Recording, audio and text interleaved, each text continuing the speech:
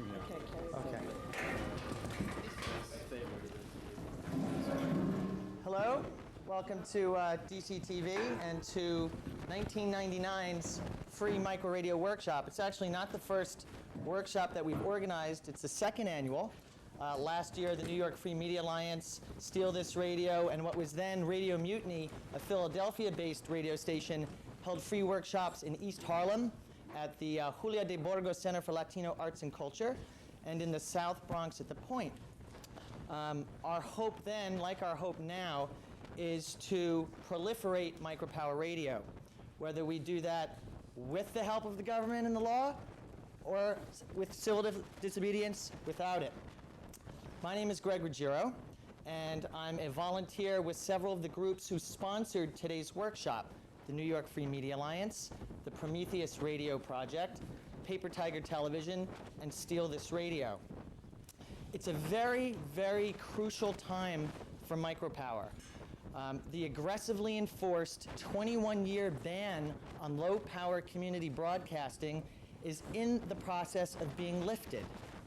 Last month, the Federal Communications Commission issued a notice of proposed rulemaking. And the purpose of this notice was to put out into the public a proposal for lifting the ban, the terms, the questions it has, and the conditions for possibly lifting this. Now, at first, this seems like a wonderful thing, but it's really far from wonderful because there's a lot of different forces that are trying to shape it and control it. On the one hand, Congress, led by Representative Tauzin, is saying the FCC's out of line, that Kennard, the chairman of the FCC, should be put in his place because legalizing micropower radio is an impossible thing. They don't talk about the democratic element of it. They say it's going to create interference and unnecessary competition with all of the commercial broadcasters. Well, we're here today because we're fighting for the perspective that the airwaves belong to the public. And as such, it's our right to use the airwaves for free speech. Right now, the free public airwaves are controlled by commercial corporations. What we're talking about here is a sliver of the remaining spectrum, a sliver that we're fighting tooth and nail to use for public interest purposes, to use in the same way that we use public parks, public schools, or libraries. And that is to say, a space where we can exercise our rights as citizens. Now, this view of micropower radio and of the airwaves happens to be very unpopular. The National Association of Broadcasters is forcing, to the best of its ability, our representative in Congress and the FCC to look at micropower radio at best as something that's gone out to businesses. Now, if micropower radio is legalized for businesses, how are they going to distribute the licenses? They're going to auction them. Under the 1996 Telecommunications Reform Act, licenses which are used for commercial purposes are auctioned off. How many people in this room has any power to auction up against, let's say, Kmart or Disney, who has an unlimited budget? Or even a small, decent business is still going to knock out of the box the community groups that we want to see access the airwaves. So it's a very crucial time for micropower radio and for public interest organizing. And here with us today are members of the Prometheus Radio Project, who have taken it upon themselves to embark upon a 6-week tour of the East Coast without any resources, without any grant funding, without any corporate sponsors. So any donations that you could offer to the Prometheus Radio Project would be greatly appreciated. Buying the books or one of the t-shirts really goes a long way to pay for things like gas and photocopying. Although today's free workshop is free to you, it wasn't free to us. So this sort of feedback from you is very helpful. Our speakers will be from the Prometheus Radio Project, Sarzia Ibrahimi, Petri Dish, and David Murphy. We'll also be joined with attorneys who are representing Steal This Radio in a landmark lawsuit, Free Speech versus the FCC, which is presently pending in federal district court. And if you saw the New York Times a couple of weeks ago, we had a little victory. Judge Mukasey denied the FCC's motion to try and prevent the lawsuit from proceeding with fictitious names. In other words, the people at Steal This Radio are in this lawsuit with names like Pirate Jenny and DJ Shirin because we're behind a mask. Democracy at this point in time is being driven underground. It's being driven behind a mask because we cannot engage in communication openly. So like the Zapatistas, people who are engaging in micropower radio do so as a clandestine activity. Democracy in this country has become a clandestine activity. And it's our hope through this lawsuit that we'll be able to free and prove that the FCC's ban is unconstitutional. So it's our privilege to hear today from Barbara Olshansky from the Center for Constitutional Rights and independent lawyer Robert Perry, who've done an incredible, brilliant job representing Steelers Radio and keeping that station on the air up to this moment. If it wasn't for them, STR probably would have been knocked off the air last March. And if she joins us, we may also hear at the very end of the day from NPR journalist Amy Eddings, who will give a little hands-on look at how to begin to do community radio, how to do journalism, how to handle the equipment. So I want to thank you all for coming, and I'd like to give the floor to Sarah Zia, who will do an overview of the micro radio movement. I just want to take, if some folks want to come up, there's some empty seats up here. People just want. Snow bunny. Well, I know.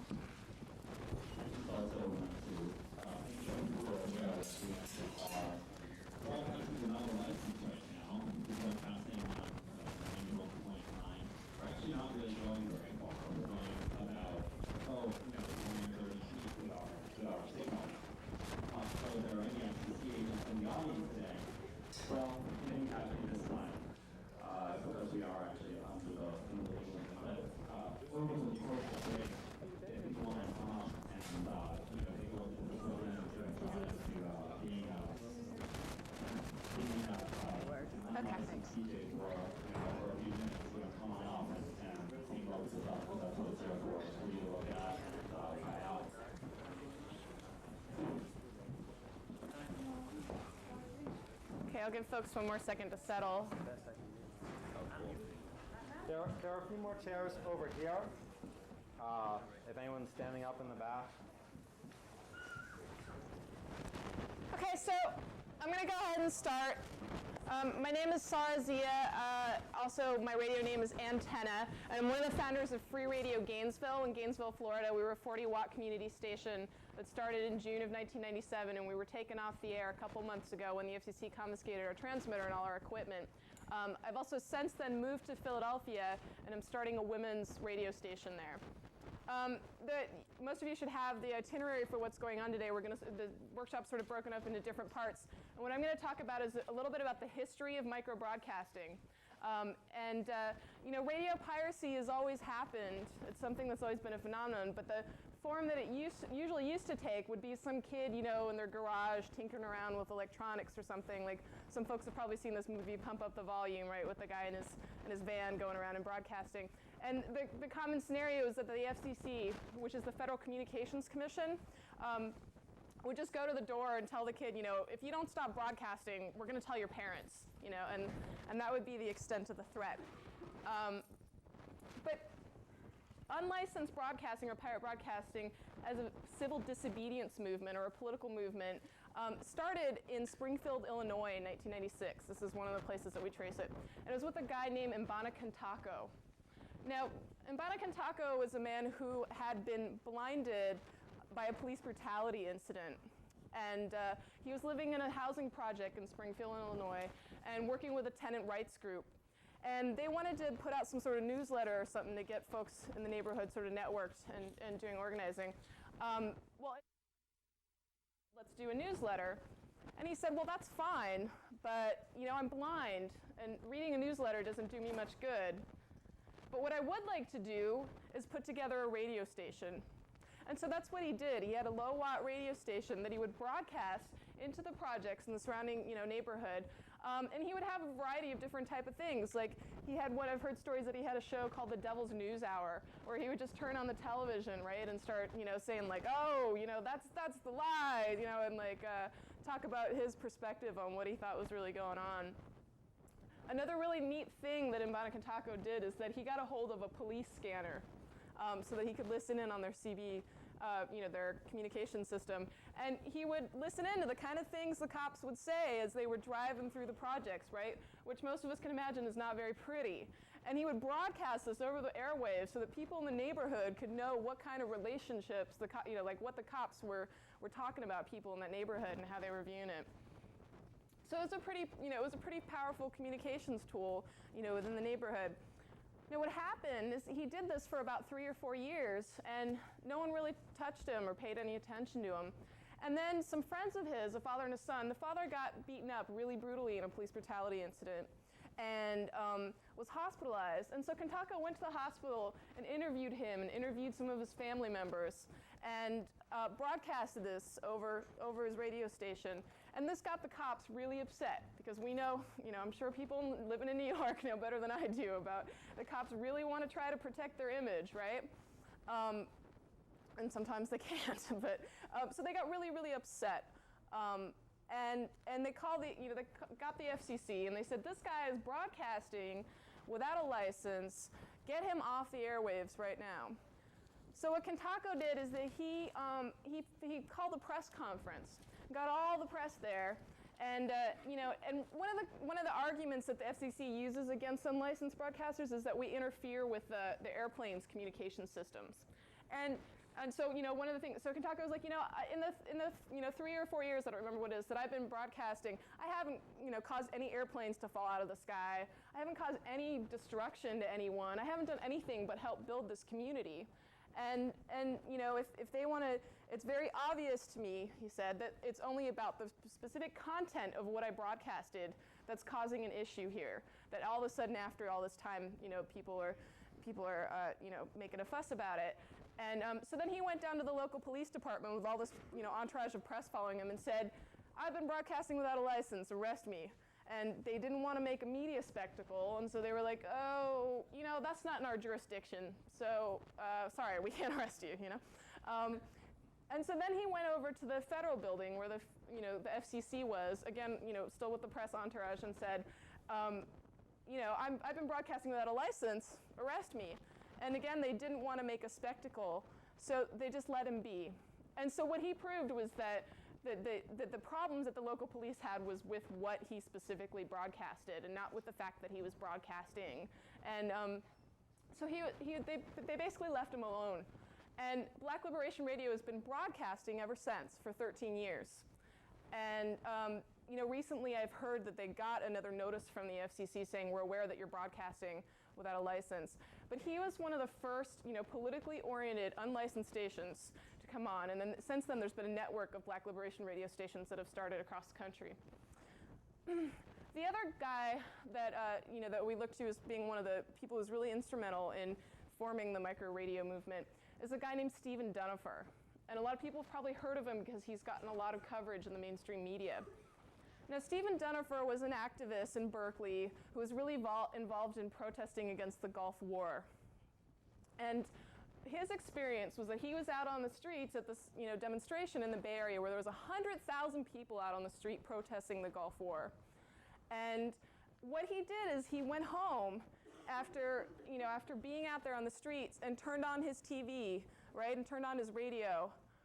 And what did he hear? Most people probably remember this. You never, ever heard about people being out on the streets rioting. There's people all over this country that were so opposed to this war. If that had been reported on the media, I don't think that they could have gotten away with it because there was so much protest. Personally, I was 13 years old when the Gulf War happened. That was the first protest I ever did. I didn't go to school for a week doing that. And that was the first time for me on a personal level that I got really interested in media and couldn't understand why I couldn't see the efforts that I had been doing anywhere.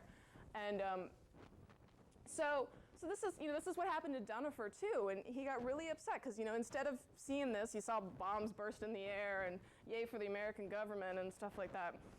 So there's this one quote by Jello Biafra, some people might know that I like to refer to, and it's, don't hate the media, become the media. And this is what Stephen Dunifer did. He created his own form of media, and he was an electrical engineer, and he developed a radio transmitter that could fit into a backpack. And this is it, and I'm going to pass it around. What he did is he started going out into the mountains of Berkeley every Sunday evening and started broadcasting. And, he'd be up there in the mountains talking about blah, blah, blah, capitalism, patriarchy, racism, smash the state, and at first no one really paid him a whole lot of attention because in Berkeley, some white guy with a beard in the woods talking about smashing the state isn't a big deal. It happens all the time there, right? But soon, he started getting people's attention and people started tuning in on Sunday nights and listening to him. And he started getting more popular, but someone's attention who he definitely caught was the FCC, the Federal Communications Commission. And they got really annoyed with him. And so they tried to issue, they tracked him down and they tried to issue him, a warning notice. And he was like, oh, whatever. Then they kept on, issuing him warnings. And then finally they issued him a fine for $10,000 for broadcasting without a license. And he said, well, I don't have a job. I don't have this kind of money. You can't take anything away from me. I'm going to keep on broadcasting. And this really got the FCC frustrated. So what they decided to do was take Stephen Dunifer to court. And little did they know that he had the support of the National Lawyers Guild Committee on Democratic Communications. And what the CDC, the Committee on Democratic Communications, what they argued was that this was a First Amendment issue. That in this country right now, in order to be able to get on the radio, you have to have a lot of money, right? And it's not so much about the equipment as it is about all the maintenance fees and stuff that's required by the FCC to make sure that, only commercial stations with a lot of money can get on the air. So, what they argued is that, in a wealth-based, it wasn't Stephen Dunifer's fault that there was no license that he could apply for because because it's a wealth-based access right now.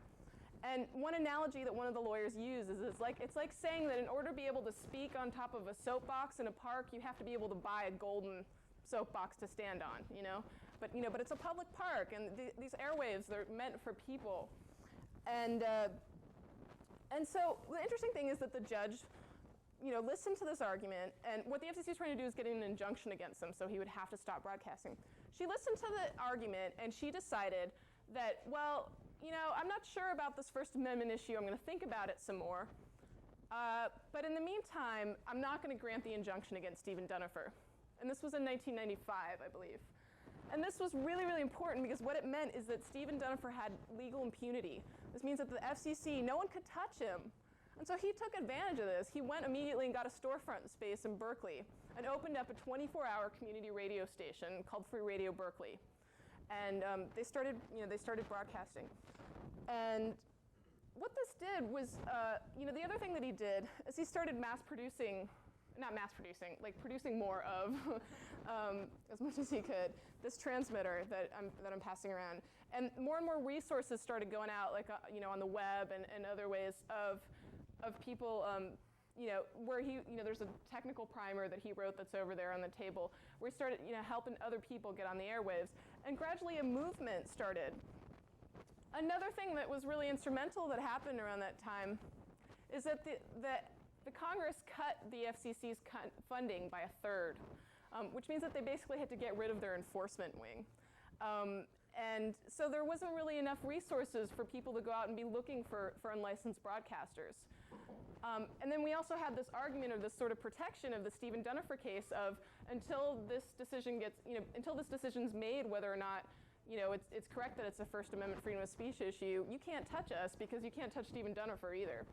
And so hundreds and hundreds of stations started coming up across the country, and more networking started happening. Like Radio Mutiny last spring of last year put a conference, put the East Coast Micro Broadcaster Conference together. There was another one over on the West Coast.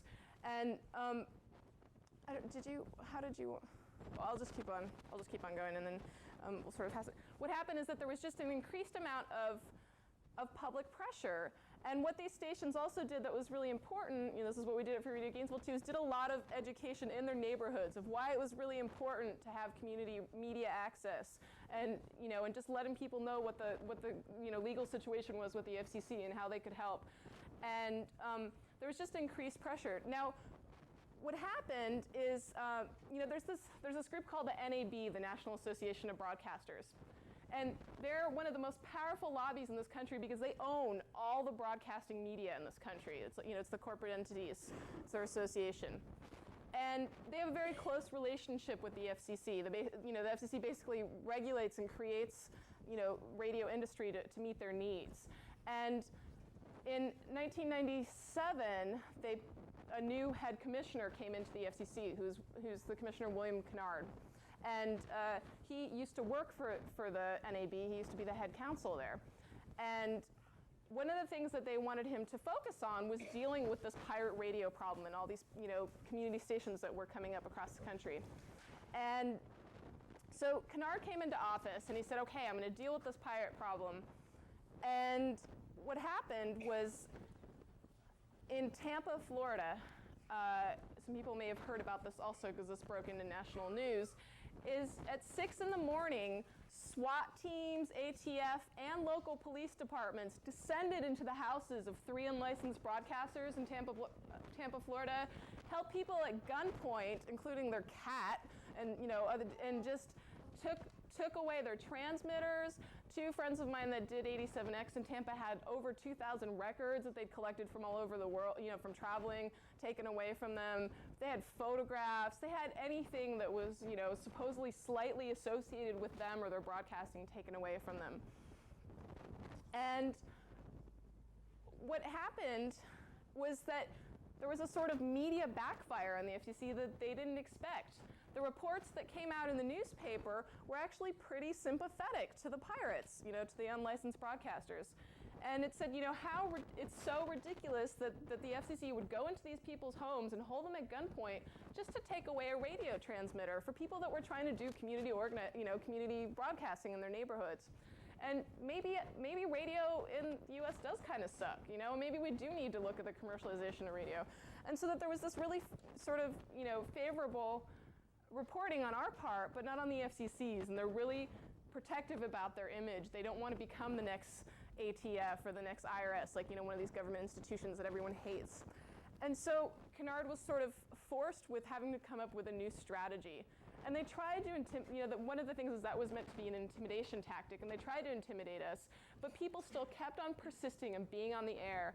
And that's what's most important. What's really inspiring about the micro-broadcasting movement is that it's just a bunch of people that were very, very committed to their communities and broadcasting their communities and persisted in staying on the airwaves and really upping the public pressure. And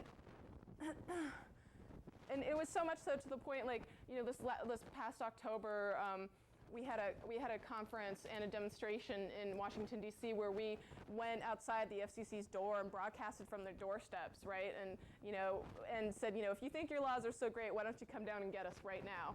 And they didn't. We also went to the National Association of Broadcasters and weren't very welcomed there at all. But so there was just this increased mounted political pressure on the FCC, and they responded. All this, just Chairman Kennard, for the past 20 years or so, there's been tons of petitions going into the FCC saying, can you please try to legalize some sort of form of community radio so that people can get on the air in an affordable means? And they'd never paid attention to those. But all of a sudden, Kennard started changing his tune and acting like it was his big idea, like, oh, maybe I would like to look at the way radio is in this country. Maybe I would like to make some new laws. But really, it was a response to all this public pressure. And so what's happened is that this past January, the FCC has finally put out what's called a notice of proposed rulemaking, which means that they've put out a proposal of what they would like to maybe see happen, but then the way that they work is that the public can go in and make comments on how they would like to see it look. So I'm just gonna, that's sort of the base history. Does anyone have any questions just about the history? What happened to the kitty cat? Oh, I don't It was know. okay. Yeah. Anyone else? Okay, what's the name of the first man you was talking about? Mbanakantaco, yeah. Can you spell that? It's M and then what is that called? Apostrophe. Yeah, apostrophe. Is he still like in the area? 'Cause, In Springfield? Yeah, Illinois, yeah. Okay, well I'm gonna pass, yeah. All of this is very local radio. Mm-hmm. Is it ever picked up through satellite and then broadcast, or is it always only limited to the locality? What most of these stations are broadcasting at about 20 or 40 watts. It's hard to say exactly what kind of radius that is, how many miles, because a lot of it depends on how high your antenna is. But we had a 40-watt transmitter and an pretty good height on ours in Free Radio Gainesville, and we had about 5 miles of solid broadcasting. So it is very community, like neighborhood-based in that way. And nobody's talking about trying to get a larger sphere of broadcast. Well, we're going to talk about that later, about what the different proposals are and stuff like that. But yes.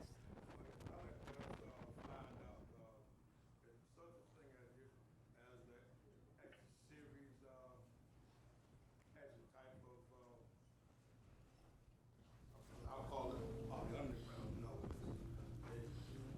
And you understand what I'm saying by the one series. So like if you got one in this little city right here, maybe there's one up in Harlem, maybe there's one in the Bronx. You understand what I'm saying? That's just what I mean by series. Really, if I can use the word really, it's such a thing as that. Yeah, sure. I'll address that in the next All right, so SARS has sort of set the stage for where we are right now. We had an enormous crackdown. Over 360 micro-broadcaster stations shut down over the course of the past year. And we had a situation where the FCC was just taking a bath. They just really looked ridiculous. There were editorials appearing in USA Today that said, maybe the pirates are the good guys. And it all came out to be sort of a Robin Hood scenario where micro-broadcasters ended up really out of proportion to our actual numbers or whatever, were able to exert some political influence. And so in order to have some damage control on how bad the FCC was starting to look, they initiated this rulemaking. Now, the problem is, of course, the hearts and minds at the FCC have not necessarily changed. Their rhetoric has. In fact, I look at the commissioner's speeches over the past month or two, and they're saying more and more things that sound like they come out of Paper Tiger TV or out of Radio Mutiny. It's kind of funny. You hear a lot about citizens' access to the airwaves and radio serving communities. Now, however, right now we're entering like what's happened is we've won this sort of seat at the table where we're starting to talk about how this thing's really going to get implemented. But the devil is really in the details. And unfortunately, the proposal that the FCC put out is really, if it stays exactly the way it is, it's going to be more of exactly what we already have in a smaller package.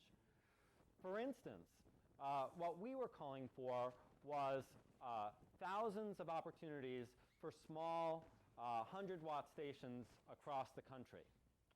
What the FCC has proposed, well, they've proposed that class of licenses, but they've also proposed a class of licenses that is 1,000 watts.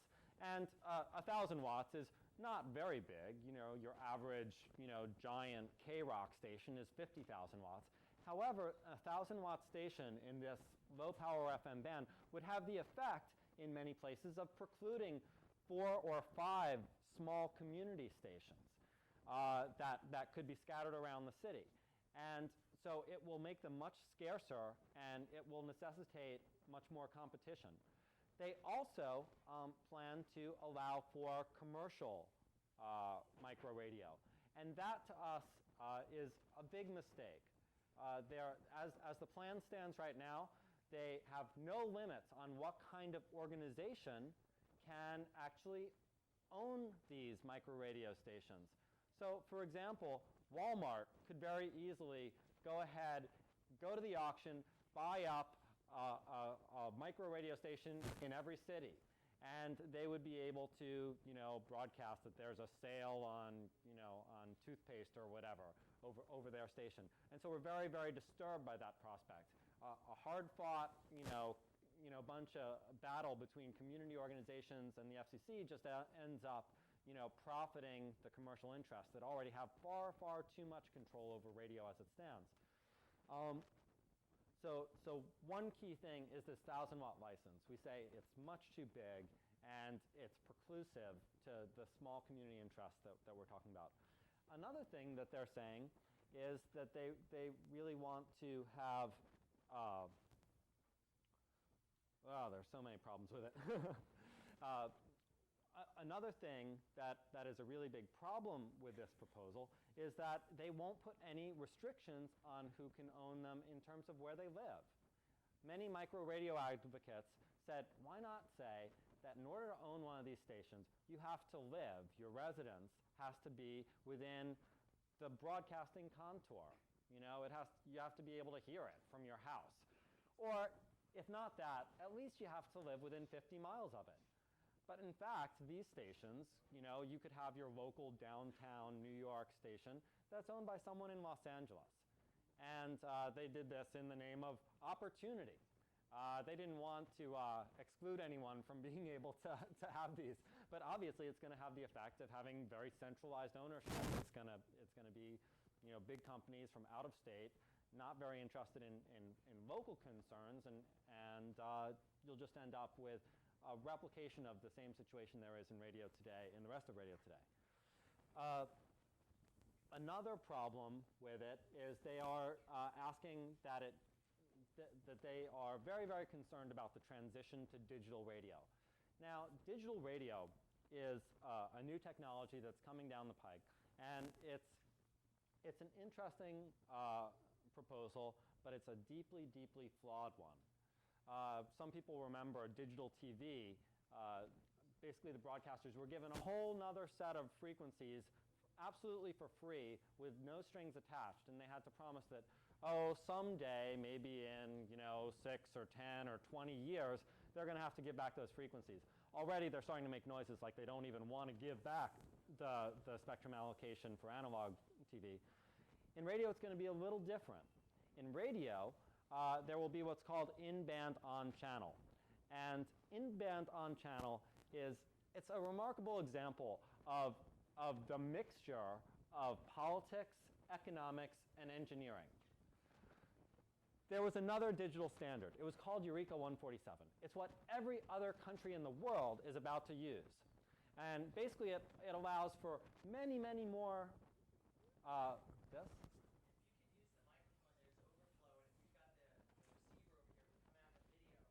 I'm just concerned about feedback and so on. Okay, let's see how it works. Blah, blah, blah, blah, blah, blah, blah, blah, blah. Are you getting that? Are you getting anything? Blah, blah, blah, blah. Oh. 90.9. 90.9 FM, blah, blah, blah, blah, blah. I'll just yell.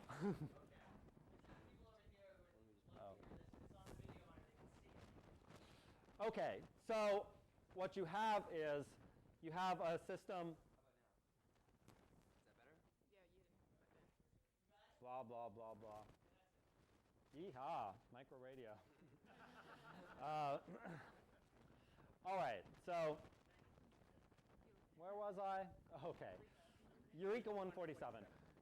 The entire rest of the world is going to use this. In this country, the broadcasters looked at this and they said, this is terrible, because basically every station on Eureka 147 will be equal, whether and every existing broadcaster will get a spot on the dial. So your college station that used to be 5,000 watts versus the K-Rock, which is 100,000 watts, they will have an equally powerful signal, which will cover an equal system. The big broadcasters did not want that. Not only that, Eureka 147 could have allowed dozens or hundreds of more broadcasters onto the air. The existing broadcasters did not want the competition. They didn't want to have to split their ad revenue with more competitors with more niches. So what they did was they killed the proposal. And they said, we want to do something different. It's called in-band on-channel. Problem with in-band on, there's a great thing about in-band on-channel, which is for the first 10 years, you'll be able to use your old radio and you will get analog radio and digital radio at the same time. When that is over, you'll have to throw out your old radio and you will get digital radio. And the only real advantage of digital radio as it stands is that it'll be CD quality sound. Now, the strange but unfortunate truth is most people that listen to the radio listen to it in their car, where you can't hear the difference between 10 decibels of noise reduction. You can't hear over even the quietest engine the difference between a CD and just regular FM stereo. Many other people listen to it at work, and so where there's even greater ambient noise levels. So it's not actually a market-driven change, but it is an industry-driven change that they really want to digitize radio.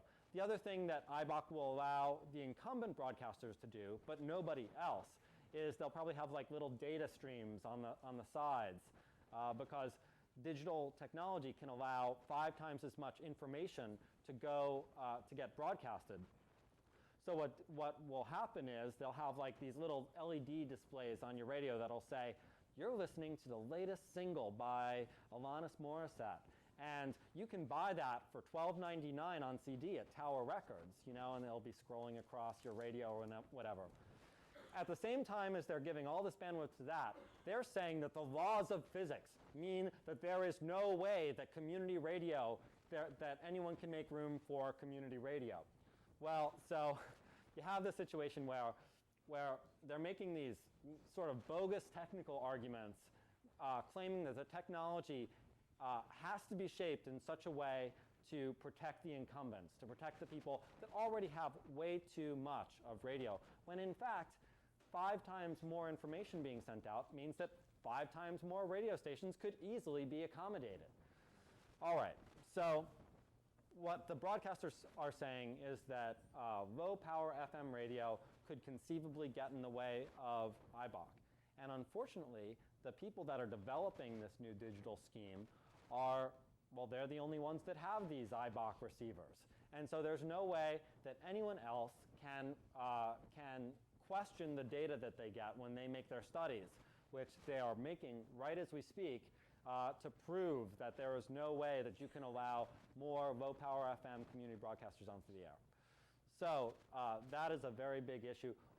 It's an issue where we really need to start telling the FCC that radio, if it's going to be digitized, it should be digitized in the public interest, not in the interest, because it's not the FCC's main interest. It doesn't say anywhere in any act of Congress the role of the FCC is to protect the profit margins of existing broadcasters. It does say that the role of the FCC is to protect the public interest, convenience, and necessity.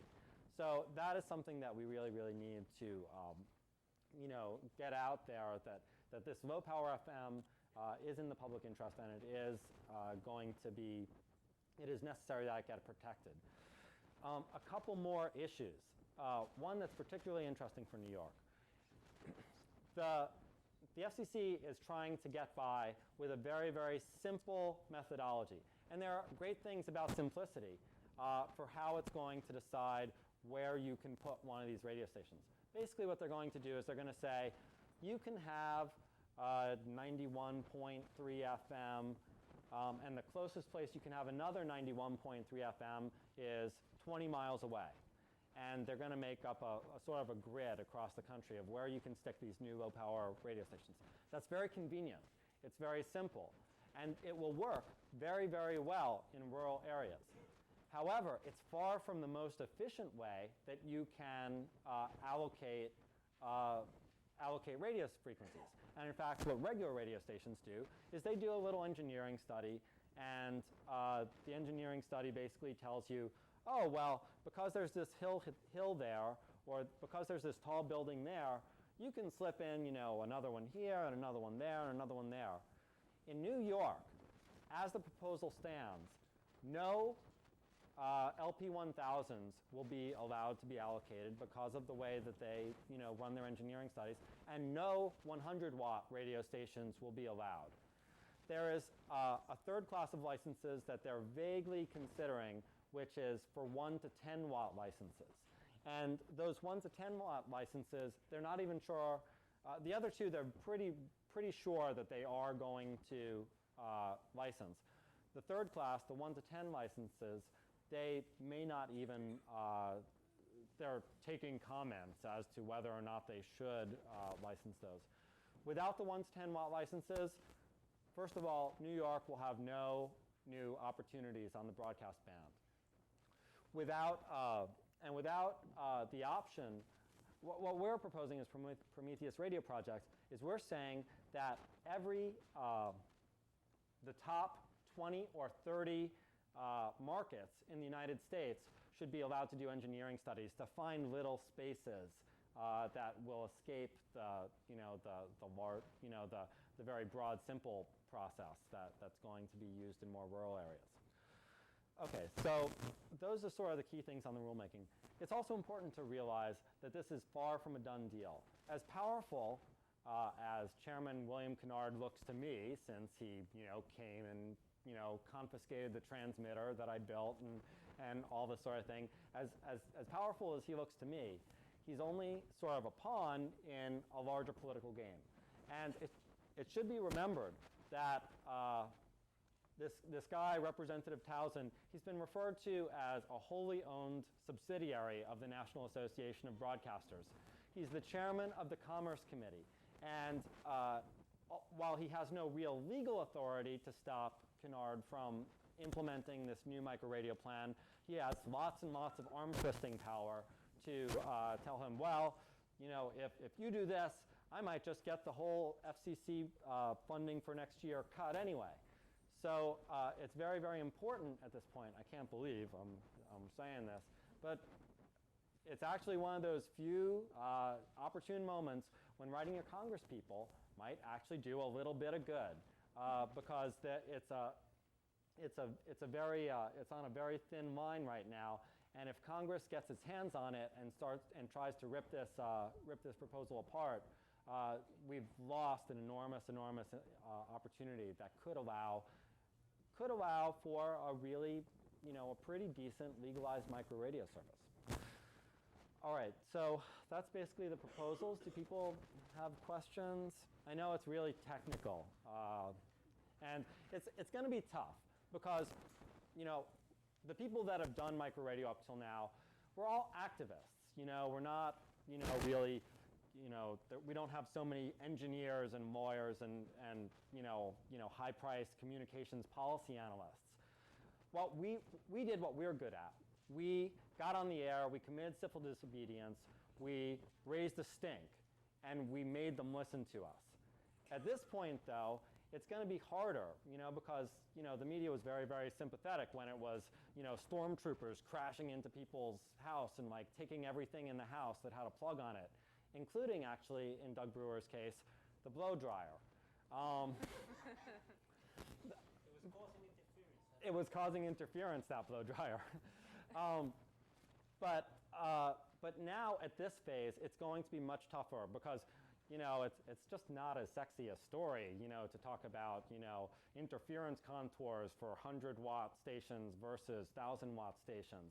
And so it's going to be much tougher for us to win on the details and not let them take it away from us when it's actually, coming down to how they actually implement the whole thing. I assume when you're talking about IBOC, so understand that's Europe, Japan, and so on. When does that go into effect in those countries and stuff? Eureka 147 is already being implemented in a couple countries. I believe Taiwan, Canada are just starting to get it into the market. Do they have universities that are broadcasting and competing with the commercial interests on these? Because what you were saying implies that one could find something more interesting to listen to, and they might take away market share, and that would be a kind of an argument for IBOC if that were to really happen. So I'm just wondering if that's happening. I believe they are. Canada, it's amazing. They have a very, very different radio system. I've heard amazing things about community radio there, and about even the CBC, and how vastly superior it is to this country's. In this country, community radio, non-commercial radio has always been hobbled, and it's basically been the place you put anything that that commercial broadcasters can't make money on, whatever. So in Canada, definitely The low-power community broadcasters are definitely part of Eureka. So, It seems that a lot of folks have spent a lot of energy in attempting to get a solution like you're talking about within the parameters of the current established bans. Has anyone considered, have you considered, rather than spending the energy to try to get yourself on these otherwise corporate bans, spend your energy on establishing our own band? well, it's an interesting question. We definitely have, and we've kind of looked over all of it. The problem is, if you start with something new, like the internet. I mean, internet radio, we're looking really closely at like what's going on with that. The problem, of course, with anything else is that nobody has the receivers. You know, everyone has, the average household in America has 2 FM receivers that anybody can listen to, even if you're dirt poor. I mean, a radio costs $5. To listen to radio over the internet, you need like a $2,000 computer, and it really doesn't quite work yet. And it's an interesting thing. Technology is always posed as new technologies are always posed as the solution to the anti-democratic nature of the way the old technologies are implemented. You see a lot about that in the early history of radio. At first, people were talking about, oh, you know, everyone's going to be able to communicate. The citizenry are going to be so much better educated. Everyone will have heard the great operas. Everyone will have heard the great speeches of important men. But within 10 years, it was completely taken over by commercial interests. And in fact, it led Upton Sinclair to say, you know, if we keep radio going the way it is today, in 10 years, we will have the most debased, vulgar nation on the planet. And that was 1931. Now, the problem with new bands is the lack of access, you know, and so we think that in a democratic society, there is no excuse for there to be totalitarian technologies like radio as it stands now, and democratic technologies like, say, cable access or the internet. And so we want every media to have democratic access. I'd like to just reply to that if I could. You know, we look out there and I can see it's a very simple thing to state that, you know, digital receivers don't exist, and particularly if you had your own band. But I think you need to look at a reality that exists here in this market. I don't know if it does in other markets. I know it does on the West Coast. Look at an outfit like WBAI or Pacifica. There's a lot of money. I mean, I'm sure a lot of folks here in the room have been subjected over the past week to the fund drives. There's a lot of money in this market, and it's not an issue. I mean, how many people call up and they donate $175? How much would a simple digital receiver cost? And there's probably hundreds of well-endowed foundations that exist in the States today that would more than willingly contribute to subsidizing the cost of receivers of this nature. I think that that's probably something that needs to be looked at in a more comprehensive way than I suspect has happened. And 2 avenues that can be taken if that's going to happen is either the organizing forces for this sort of thing become wolves, become game. I mean, we have to deal with this. Come across as a corporation with corporate interests to get our own band. I can go out there and say I'm starting a taxi service, and I can probably get enough bandwidth in the New York market to support 10,000 digital stations. Now, I mean, if I go out there and I say I want to organize the community, yeah, sure, I'm not going to get it, but you know, I'm starting a taxi service, and I'm going to call it whatever. I'm going to get that bandwidth, and I can do something with it. The other solution, if that's not going to work, is I can just locate my whole thing right outside of the United States control. I'm just going to say I'm going to operate on an Indian reservation. I mean, you know, I don't know if that's been explored at all, but I mean, I think that's another solution too. We've explored, you know, a lot of things along those lines, and the truth of the matter is there is no good reason that some people should have access to the FM band and others shouldn't. And that's the band, leave it. Well, that's where we're going with it. In the back. Yeah, if you're willing at this time to get caught, how much would it cost to do a 40-block station? To to actually start, we're going to talk a lot more about that in the technical section. We're going to like show you all the pieces and all that sort of thing.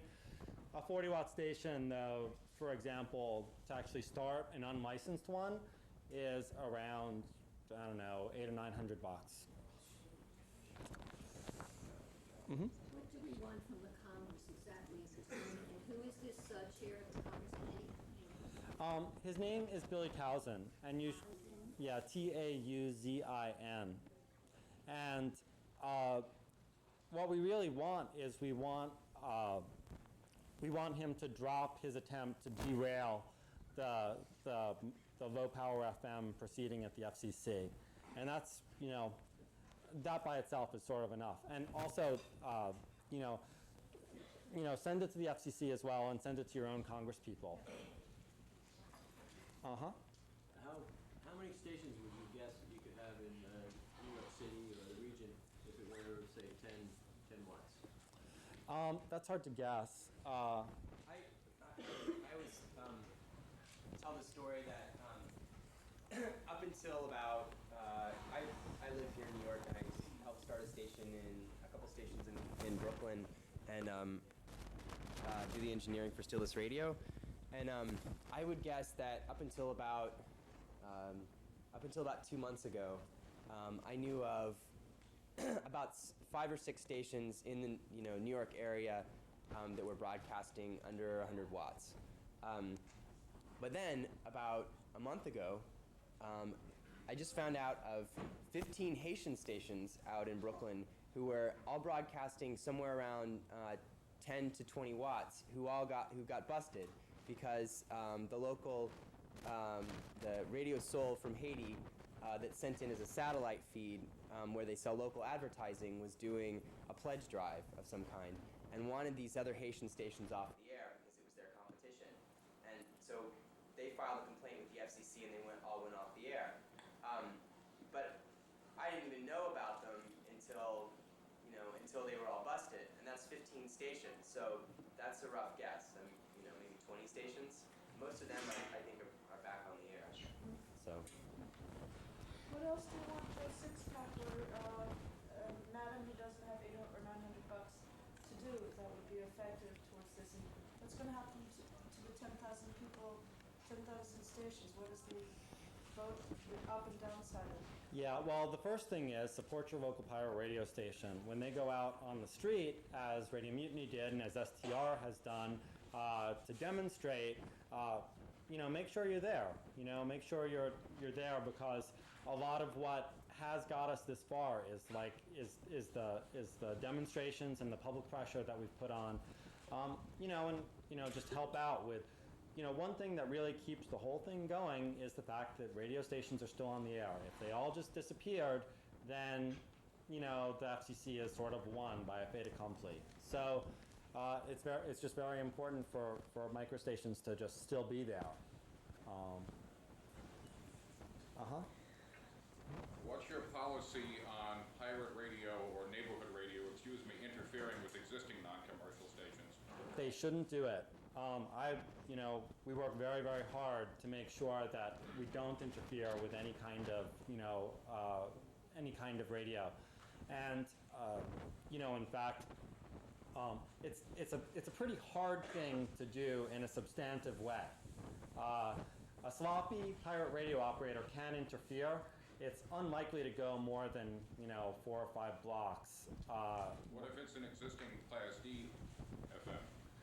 Well, I'm totally opposed to anyone doing anything like that.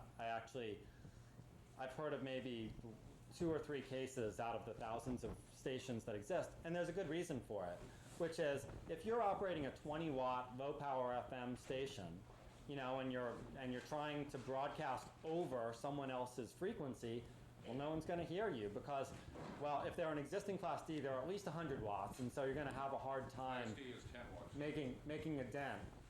Well, the Class Ds that were bumped up to the next one. What about the Class Ds that weren't? If anyone's going to try and broadcast over them, I would tell them to shut down. That's what I would do. I don't know of anyone that's ever done that myself. I've never talked to someone that's done that. In terms of actual damage to commercial radio, you're talking about a 20-watt station versus a, 50,000 watt I'm station. referring to non-commercial Class D 10 watts. Well, As far as knocking commercial stations off the air, go for it. well, do you know of such a case? Yes. Well, Talk about it later. yeah, talk to me about it later. I'll go bang on their door, Tell them to stop giving us a bad rap, because it's a bad idea. It's a really bad idea. I would never condone such a thing. What type of ownership and how would you distribute these licenses? Okay, first of all, what we're calling for is completely non-commercial service. There are many points to be made for allowing for some kind of like mom and pop business to like own and operate a small local radio station. Unfortunately, in my experience with the FCC, I've discovered that I've found them pretty much incompetent to administer almost any rule. And so, and they acknowledge that. They're basically like, how the hell are we going to enforce this sort of thing? And so I think a very simple prohibition on commercial advertising and commercial ownership is the simplest way to make sure that there will be,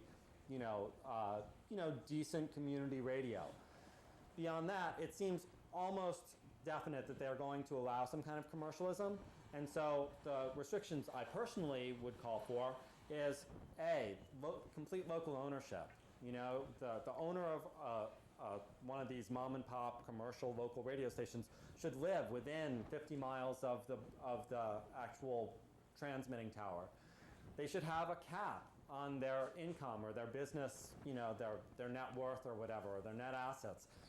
It shouldn't be more than like a $500,000 operation or something like that. Another thing is that there should be a requirement for local origination of content. Now, this is an interesting point. The FCC, they say, we don't like to have anything to do with regulating content. However, there already exists a license for translator stations. Translator stations are basically stations that were intended to fill in coverage. Like, you have this transmitter and you have a big water tank, and so no one can hear the radio station behind the water tank. So you put in a little, 10-watt translator station to carry your signal. Unfortunately, what's been done is these religious broadcasting networks, Jimmy Swaggart Network or Moody Bible Institute, they buy up these translator licenses across the country because there is a loophole in the law that allows you to take your stuff not off of like a direct feed, but off of a satellite and broadcast all the way across the country. So where there could be local radio, there's actually a ban on local origination of content. And instead, what you're allowed to broadcast is someone asking you for money for Jimmy Swaggart, and the religious broadcasters. So that is an enormous waste of spectrum. And the FCC will not touch it because of the enormous power of the religious right and the broadcasters that control so much over there. So they do regulate content. They say that translators can't have local origination. We're saying low power FM should require local origination of content. You should be able to say that you can't just like take all of your audio off of a satellite and broadcast it into a neighborhood. You can take some. I mean, our radio station, we carried Making Contact. We carried, did we carry Counterspin? I can't remember. Counterspin gets sent out to different, community radio stations, pirate radio stations across the country. But we say it should be no more than 20% of your total broadcasting. And that is not a tough thing to regulate. All you have to do is certify it. And if someone issues a complaint, you check into it. So that's another, key restriction. We just get one more question, and then we'll move on to the Yeah, since basically a lot of stuff we talk about be controlled by legislation, if people could have some kind of simple, just fact sheet, just a couple of bullets, basically what they should be talking